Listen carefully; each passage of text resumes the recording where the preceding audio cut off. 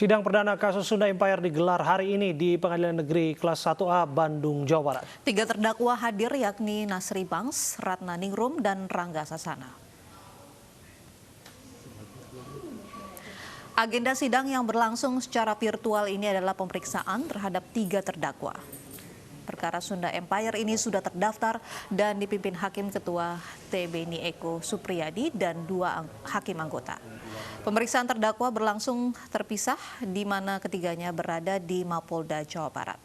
Ketiganya didakwa atas kesengajaan membuat keonaran dan menyebarkan berita bohong dengan ancaman hukuman maksimal 10 tahun penjara.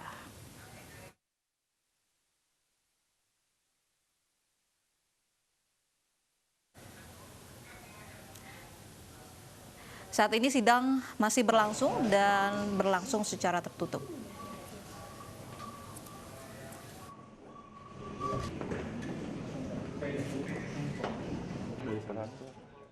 Mengklaim mampu menghentikan serangan nuklir dan mengendalikan dunia dari Bandung, Jawa Barat, Sunda Empire sempat menghebohkan publik. 3 petinggi Sunda Empire pun ditangkap polisi karena membuat berita bohong yang menimbulkan keonaran.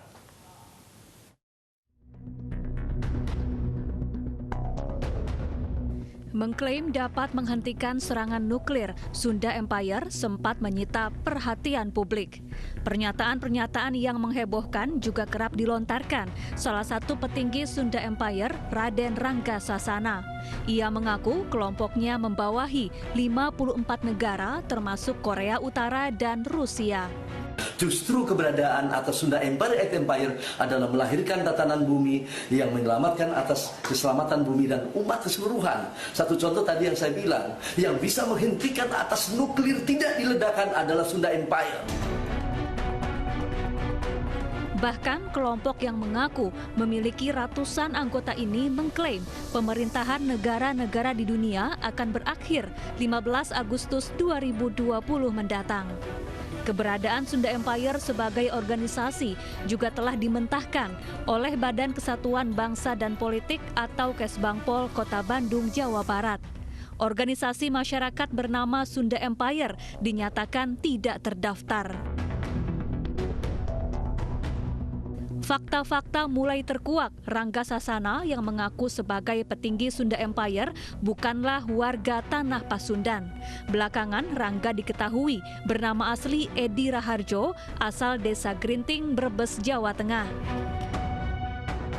Polisi pun akhirnya menetapkan 3 orang petinggi Sunda Empire, di antaranya Nasri Banks, Ratna Ningrum, dan Rangga Sasana sebagai tersangka. Ketiganya dijerat karena membuat berita bohong yang menimbulkan keonaran. Tim Liputan iNews melaporkan.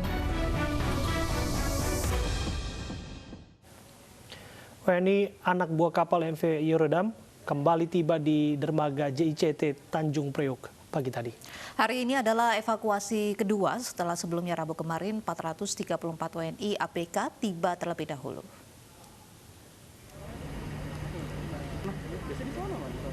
Proses evakuasi WNI ABK kapal MV Eurodam ini dikawal langsung oleh tim Rider Kopaska Koarmada 1 TNI Angkatan Laut dan Satuan Patroli Lantamal 3. Setibanya di dermaga Tanjung Priok, ratusan ABK MV Eurodam ini didata dan juga barang bawaan mereka diperiksa petugas. Berbeda dengan ke-14 kapal pesiar sebelumnya, proses pemeriksaan kesehatan berupa swab test bagi para ABK ini akan digelar di hotel.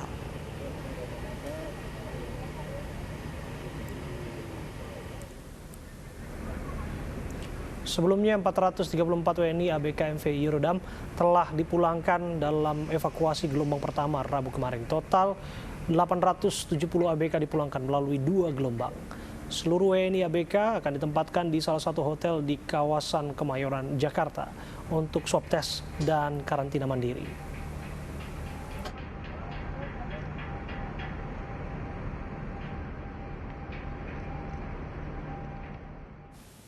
Pemeriksaan kesehatan ketat diberlakukan kepada para ABK MV Eurodam yang baru tiba di Pelabuhan Tanjung Priok, Jakarta. Mereka diperbolehkan untuk pulang ke kampung halaman masing-masing jika hasil tes coronanya negatif.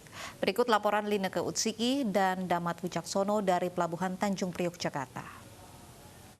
Pemirsa, hari ini proses evakuasi gelombang kedua dari warga negara Indonesia anak buah kapal MV Eurodam kembali dilanjutkan. Seharusnya hari ini total ada sebanyak 436 anak buah kapal yang dipindahkan dari kapal MV Eurodam melalui pelabuhan JICT 2 Tanjung Priuk. Namun berdasarkan informasi yang kami peroleh dari Wakil dan Satgas Kolonel Marinir Beni Sarana menyebutkan ada total penambahan 8 orang anak buah kapal sehingga total menjadi sebanyak 444 anak buah kapal yang dipindahkan. Setibanya di dermaga JICT 2 tentunya ada serangkaian protokol kesehatan yang dilakukan oleh anak buah kapal. Yang pertama adalah pengukuran cek suhu tubuh, kemudian dilakukan baris berbaris begitu, di depannya ditaruh barang bawaan yang akan kemudian disemprotkan cairan disinfektan untuk mensterilkan barang bawaan anak buah kapal dan juga pakaian yang digunakan. Setelah dilakukan penyemprotan, barang bawaan ini juga akan dilakukan pemeriksaan menggunakan dengan X-ray untuk memastikan bahwa tidak ada satupun barang berbahaya ataupun barang yang dikhawatirkan akan melawan hukum dibawa oleh anak buah kapal. Kalau kita lihat ataupun kita bandingkan dengan proses evakuasi yang sebelumnya sudah dilakukan, memang pada kapal ke-15 yang difasilitasi oleh pemerintah Indonesia ini terdapat perbedaan dari sisi pemeriksaan kesehatan, yakni untuk swab test tidak lagi dilakukan di dermaga JICT 2, melainkan dilakukan di hotel. Hal ini dilakukan karena adanya pertimbangan mulai dari keterbatasan fasilitas, karena memang untuk tenda putih yang disediakan ini tidak dapat menampung ratusan anak buah kapal, kemudian juga dari sisi kenyamanan dan juga untuk mempersingkat waktu. Nantinya ke-444 anak buah kapal ini akan dibawa menggunakan 22 unit bus armada ke kedua hotel yang berada di kawasan Jakarta Pusat, yakni di sekitaran Kemayoran dan juga di daerah Bundaran HI, untuk kemudian akan dilakukan di swab test dilakukan di sana. Kalau kita lihat memang untuk proses evakuasi ini dikawal ataupun diawasi oleh tim rider dari Kopaska Koarmada 1 TNI Angkatan Laut dan juga tim Satuan Patroli Lantamal 3. Dan tidak hanya itu saja, nanti ketika dilakukan swab test yang dilakukan di hotel oleh tim KKP, apabila para ABK ini menunjukkan hasil yang negatif, tentunya mereka akan langsung diberikan surat keterangan sehat dan dapat langsung kembali ke kampung halaman masing-masing agar tidak ada stigma negatif ketika berada di lingkungan masyarakat. Namun apabila menunjukkan hasil yang positif, ini mereka akan langsung dirujuk ke Rumah Sakit Darurat Wisma Atlet Kemayoran. Dari Jakarta, Lina Kautsiki, Damar Wicaksono, iNews melaporkan. Hari ini penambahan pasien baru COVID-19 di Indonesia mencatat rekor tertinggi dengan adanya 1.331 pasien baru. Sementara itu Provinsi Jawa Timur masih menjadi wilayah dengan tambahan pasien COVID-19 terbanyak di Indonesia. Telah 20.650 spesimen yang kita periksa. 20.650 spesimen yang kita periksa. Sehingga total yang kita periksa sampai dengan hari ini akumulasinya adalah 580.522 spesimen. Dari jumlah ini kita mendapatkan hasil positif yang kita periksa terkonfirmasi sebanyak 1.331 orang. Sehingga totalnya kasus positif ini menjadi 42.762 orang. Kalau kemudian kita lihat sebarannya, angka tertinggi yang melaporkan kasus positif hari ini adalah Provinsi Jawa Timur dengan penambahan 384 kasus dan melaporkan sembuh 78 orang. DKI Jakarta 173 kasus baru terkonfirmasi dan 128 kasus sembuh. Sulawesi Selatan 166 kasus dilaporkan konfirmasi positif baru dan 22 sembuh. Kalimantan Selatan 118 kasus baru dan 14 sembuh. Bali 66 kasus baru dan 11 sembuh. Usulan sholat Jumat dilaksanakan dalam 2 gelombang direspon pengurus Dewan Masjid Indonesia (DMI). Mereka membuat aturan sholat Jumat ganjil genap sesuai dengan nomor telepon genggam jemaah. Pengurus Dewan Masjid Indonesia sudah mengeluarkan surat edaran kepada seluruh masjid di bawah naungannya agar melaksanakan sholat Jumat dalam 2 gelombang jika jamaahnya sampai membludak ke jalan. Gelombang pertama dilaksanakan pukul 12 dan gelombang kedua dilaksanakan pukul 13. Untuk teknis pelaksanaannya, Dewan Masjid Indonesia mengatur gelombang jemaah berdasarkan nomor telepon genggam.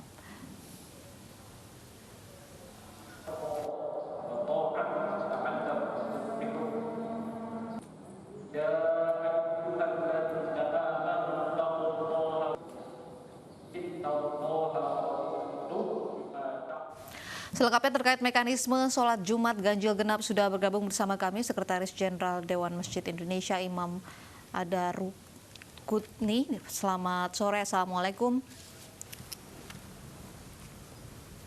Waalaikumsalam, Mbak Uci.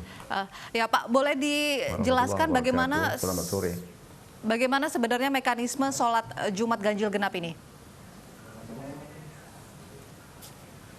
Ya, sebelum menjelaskan mekanisme soal ganjil genap, saya perlu menyampaikan bahwa Dewan Masjid Indonesia dalam hal ini Pak JK sangat memperhatikan fenomena atau realitas lapangan ketika 2 Jumat terakhir ini sejak dimulainya pelaksanaan Jumatan dalam masa pandemik ini. Dan setelah dibukanya PSBB, ternyata bahwa umumnya jamaah telah memenuhi pelaksanaan ketentuan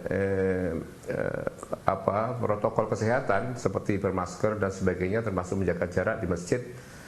Tetapi pada Jumatan ketika dibuka ini, jaga jarak antar jamaah ini berefek pada penurunan daya tampung masjid, sehingga daya tampung masjid hanya tinggal maksimal kira-kira 40%. Sisanya itu membeludak sampai ke ruang-ruang spasial luar masjid, bahkan ke jalan. Ini fenomena di kota-kota ya. Jadi penghargaan kita terhadap pelaksanaan dan kepatuhan pelaksanaan protokol kesehatan cukup bagus. Hanya disayangkan bahwa ada kecerobohan masif dan kolektif karena masyarakat atau jamaah kemudian menggelar sajadah di jalan ketika melaksanakan sholat Jumat itu, dan jalan ini memiliki risiko yang cukup tinggi terhadap penularan COVID itu. Dan karena itu sekarang DMI menganjurkan untuk di daerah yang keempat ini diantaranya pelaksanaan Jumatan dengan 2 gelombang. Ini merujuk pada edaran yang sebelum yang ketiga juga tentu saja. Nah, bagaimana pelaksanaannya? Ini sebenarnya pemikiran praktis dari Pak JK yang sudah didiskusikan juga di DMI antara lain. Pemikiran-pemikiran detail ini hanya lahir dari pengamatan realitas yang cukup jeli.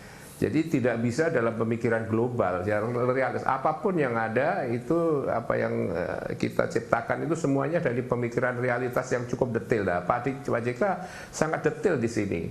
Terus karena itu tinggal sekarang di setiap masjid, ini terutama masjid-masjid di kota-kota besar yang masih terpapar COVID, dengan memperhatikan keselamatan jamaah juga dan juga pelaksanaan Jumatan, maka bisa ditetapkan misalnya pada tanggal ganjil, Jumat tanggal ganjil, jamaah yang memiliki nomor ganjil itu ditetapkan sebagai mengikuti gelombang pertama, sementara yang bernomor genap di gelombang kedua. Begitu juga sebaliknya pada tanggal genap, jamaah yang memiliki nomor genap di gelombang pertama, yang memiliki nomor ganjil di gelombang kedua. Seperti itu aja pelaksanaannya. Tetapi dimaksudkan bahwa ini jauh dari maksud untuk mengatur, tapi lebih menginspirasi para pelaksana masjid agar juga pelaksanaan ini harus segera dilaksanakan demi terlaksananya semangat melaksanakan syariat, perintah agama, perintah sholat Jumat. Pada waktu yang sama juga kewajiban untuk melaksanakan perintah menjaga kesehatan dan nyawa. Bagaimana pemeriksaan ganjil genap nomor telepon tersebut, Pak? Jika ini dilakukan manual kan ini menjadi masalah baru. Ya. Ya memang itu detail-detailnya itu kemudian bisa menjadi masalah, tetapi kalau dipikirkan detail lagi akan menimbulkan satu rumusan atau pola yang bisa ditetapkan oleh pengurus masjid, misalnya mencantumkan pengumuman atau leaflet di masjid atau mengumumkan secara intensif di loudspeaker masjidnya itu bahwa masjid X, masjid apa begitu melaksanakan sholat 2 gelombang berbasis nomor HP misalnya begitu, yang tanggal genap berbasis HP nomor genap di gelombang pertama dan begitu seterusnya misalnya begitu. Tapi kalau ada cara lain ya, DMI hanya menawarkan itu supaya bisa terlaksana dengan baik saja, karena juga dukungan-dukungan dasar hukumnya juga sudah cukup kuat. Tetapi terpenting daripada itu bahwa jika memang pola yang ditetapkan oleh pengurus masjid itu lebih efektif, ya itu welcome juga. Jadi misalnya seperti itu, atau misalnya yang jelas bahwa orang-orang yang ada di peserta jamaah masjid itu jangan sampai kemudian melaksanakan sholat Jumat sampai meluber ke jalan itu saja. Lagi pula jalan ini kan juga kepentingan umum, ada orang yang juga harus ditolong secara mendesak begitu. Kalau kemudian tersumbat oleh jamaah, ini ada orang yang bisa fatal karena harus karena tidak tertolong misalnya. Mengapa jemaah tidak dipersilahkan saja begitu Pak memilih apakah mengikuti gelombang pertama ataukah mengikuti sholat Jumat gelombang kedua? Mengapa harus dibagi berdasarkan nomor telepon genggam gitu? Iya. Iya, cara memilih ini kan juga repot kalau tidak pakai basisnya. Misalnya semua orang berniat dari rumah saya milih gelombang pertama saja, terjadinya juga membludak gitu. Jadi ini untuk menghindari sebenarnya atau mengurangi kemungkinan sampai melubernya jamaah ke jalan-jalan. Jadi kalau itu sama dengan juga tidak ada basis pengaturan sebenarnya kalau misalnya diserahkan masing-masing. Tetapi ada baiknya juga kalau misalnya para jamaah mendaftarkan nomor ujungnya HP itu kemudian bisa dicantumkan oleh para bisa dicatat oleh para penyelenggara peribadatan di masjid. Nah, ini saya kira demikian. Kalau misalnya orang memiliki nomor telepon ganda karena 2 HP, ya preferensinya dia yang dipakai, tetapi preferensi ini bisa juga kemudian terjadi penumpukan nomor yang sama misalnya begitu. Maka bisa juga dicarikan alternatif, dibatasi, misalnya seperti webinar dalam konferensi webinar Zoom itu. Terbatas misalnya, jadi misalnya begini, para pengurus masjid sudah tahu kapasitas yang harus ditetapkan dalam pelaksanaan Jumat itu berapa orang jamaah. Maka setelah melewati itu, ya dia punya hitung kayak misalnya pramugari itu menghitung pakai pijetan itu di pesawat berapa penumpang dan sebagainya. Para pelaksana beribadat dan masjid juga bisa mengecek begitu berapa orang sudah melewati itu stop. Ya, jadi tunggu saja nanti giliran gelombang kedua pada jam berapa begitu saja. Oke. Bagaimana kaitannya dengan fatwa MUI Pak soal yang detail yang memang salat 2 gelombang yang dianggap tidak sah? Ya. Fatwa MUI tahun 2000 menganggap tidak sah, tapi kemudian pada 2001 MUI DKI menetapkan itu sah. Pada 2020 ini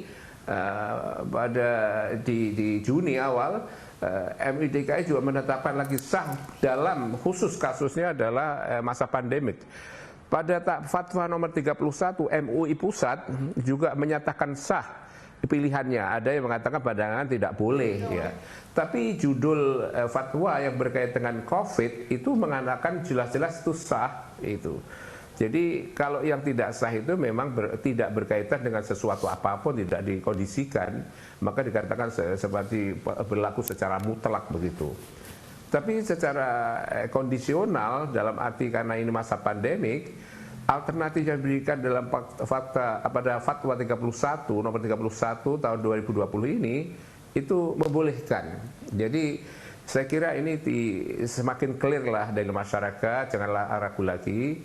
Jadi pelaksanaan syariat atau perintah ini dijalankan dengan penuh kesungguhan, tapi pada waktu yang sama juga harus mematuhi perintah menjaga keselamatan jiwa dengan penuh kesungguhan juga. Jadi gelombang pertama begitu akan dilaksanakan jam 12 Tinggal begitu, sekarang Pak? juga sebenarnya Dewan Masjid tetap memberikan opsi ya. Halo? Ya, silakan. Tetap memberikan opsi seperti juga pada edaran sebelumnya. Kalau orang misalnya memilih untuk tidak Jumatan, tetap aja misal di rumah, ya silakan saja. Tapi masjid yang ingin menjalankan Jumatan, karena jamaahnya melimpah, bisa diberikan cara itu. Bahkan juga ini bukan di Indonesia saja, di beberapa negara Islam, Tunisia dan sebagainya telah melaksanakan Jumat 2 gelombang itu. Hanya ada yang mengatakan di sana kita mengikuti perkembangan itu di lain masjid. Jadi penyelenggaraan 2 Jumat itu 2 gelombang itu dengan masjid yang berbeda. Cuma salah berpikir bagaimana pelaksanaan 2 Jumat di masjid yang berbeda itu, gitu. Masjidnya berbeda. Kalau gitu 2 Jumat itu gimana? Pak, untuk pembagian yang jemaah satu tadi pindah pengurusnya. Pembagian jemaah sholat Jumat ini berdasarkan nomor telepon begitu, ganjil genap begitu. Apakah ini suatu yang wajib dilakukan untuk masjid di zona merah atau hanya sebuah anjuran saja, Pak? Ya, terutama di masjid-masjid zona merah. Kalau zona hijau kan memang itu tidak relevan. Kita atur, dan fatwa itu juga berhubungan dengan masa pandemik. Yang dimaksud masa pandemik itu adalah ada teritorial dan ada waktunya. Dan konteks surat edaran Dewan Masjid itu ada juga konteks waktu dan juga konteks spasial atau ruang waktunya. Tentu saja itu di daerah-daerah terutama perkotaan yang terpapar COVID. Yang baik itu mereda, apalagi yang masih di dalam penjalaran atau penularan. Oke, pada prakteknya ini memang dilakukan gelombang pertama di jam 12, kemudian di jam 1 siangnya untuk gelombang keduanya, Pak. Bagaimana ini memastikan ini berjalan lancar? Ya, itu space antara jam 12 siang dan 1 siang. Itu karena kita perkirakan bahwa gelombang pertama selesai pada setengah jam masa Jumatan itu, sejak mulai azan sampai doa bubaran. Setelah bubar itu bersih, kemudian datanglah rombongan atau gelombang kedua itu jamaahnya. Karena itu kemudian ini juga menghindarkan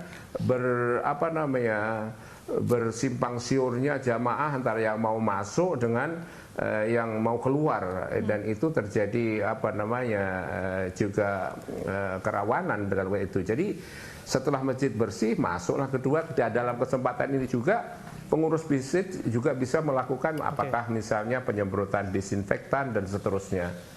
Jadi ini semua dalam kerangka pemikiran itu. Oke, baik, terima kasih untuk waktu Anda berbincang bersama kami. Setengah jam itu sudah tuntas diberangkatkan. Sekjen Dewan Masjid Indonesia sudah menjelaskan kepada kami mengenai salat 2 gelombang, salat Jumat 2 gelombang. Wali Kota Surabaya Tri Risma hari ini memarahi para tersangka kasus narkoba. Informasi selengkapnya usai jeda berikut.